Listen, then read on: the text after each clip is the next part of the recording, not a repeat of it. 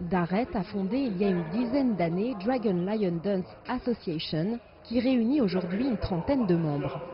3 fois par semaine, ces jeunes qui vivent dans le quartier chinois du 13e arrondissement de Paris se réunissent pour perfectionner leur technique martiale et les mouvements de la danse du lion. Pour ce sport qui nécessite, comme le kung-fu dont il est issu, souplesse et maîtrise, les plus expérimentés forment les débutants dès le plus jeune âge. Ils commencent très très jeunes, ils ont entre 7 et 12 ans à peu près, et ils ont une capacité réelle d'apprendre et assez rapide, et ils sont assez physiques, et ils arrivent à faire des très beaux acrobaties à leur âge.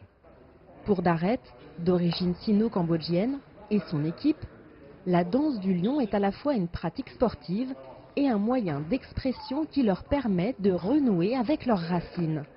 J'ai grandi dedans, j'ai grandi dans le 13e à Paris, et effectivement on a connu ça depuis tout petit, on a apprécié parce que c'est à base de kung-fu, et le kung-fu m'a tiré énormément, et c'est pour ça que j'ai pris le kung-fu, et il y a la danse du lion qui va avec.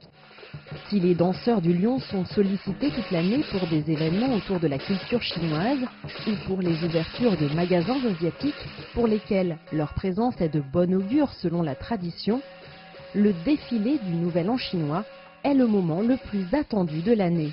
On attend justement cette date-là pour pouvoir sortir nos lions et représenter, montrer ce qu'on peut donner et montrer aux gens que c'est un art asiatique, kung-fu, etc.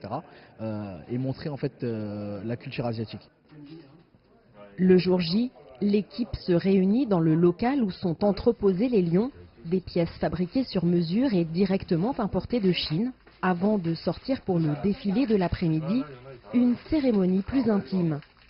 Offrandes et bâtons d'encens brûlés, puis repas en commun autour d'un cochon grillé pour l'occasion, un moment de recueillement avant la fête où les membres de l'association devront donner le meilleur d'eux-mêmes pour montrer la qualité de leurs compétences acrobatiques et artistiques. Toute l'équipe de danseurs et de musiciens prend ses marques dans le cortège. Tambours, cymbales et gongs accompagnent les lions dont la danse portera chance à tous durant l'année qui commence. Vu que c'est tous les ans, depuis qu'on est petit, il y a le Nouvel An chinois, du coup on a l'habitude, mais du coup c'est quand même une belle période de l'année, ça fait du bien. Je suis très contente d'être ici. On s'entraîne 2 fois par semaine pendant toute l'année, ça demande beaucoup d'entraînement en fait.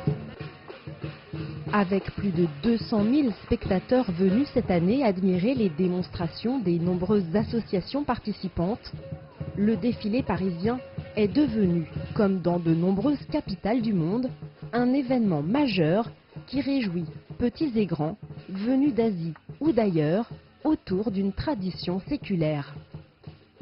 Très joyeux, très bon enfant, très paisible. Je trouve ça impressionnant parce qu'il y a beaucoup de monde et je m'attendais à des mouvements de foule et là c'est paisible. On voit que c'est vraiment chinois parce que les Chinois sont très calmes, très posés et à la fois très dynamiques. Très très agréable. C'est une journée merveilleuse parce que tous les Chinois, c'est leur fête, c'est la fête du printemps et on est là pour fêter et surtout tous les Français, ils participent à cette fête, ils sont en communion avec nous. Vous savez, c'est pas toujours comme ça.